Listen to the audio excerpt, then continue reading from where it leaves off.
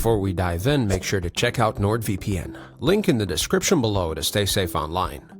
Let's compare Spectrum Internet and Frontier Internet. Which one gives you more for your money? Starting with Spectrum.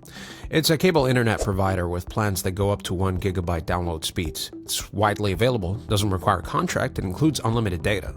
But upload speeds are pretty limited, usually capped around 35 Mbps, and prices often jump up after the first year. On the other hand, Frontier offers both DSL and fiber plans, depending on where you live. If you're in a fiber area, you can get blazing fast speeds up to 5 gigs in some places, and those upload speeds match the downloads, plus no data caps and usually no contracts.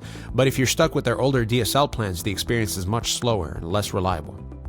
In terms of reliability, Spectrum performs well for everyday browsing, streaming, and gaming, though it can get congested during peak hours.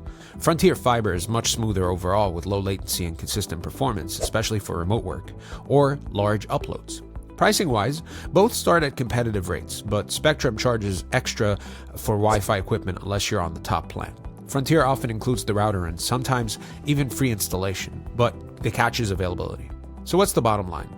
If Frontier Fiber is available in your area, it's hard to beat. Better upload speeds, better long-term value, but if you only get Frontier DSL, Spectrum is the more reliable and modern option.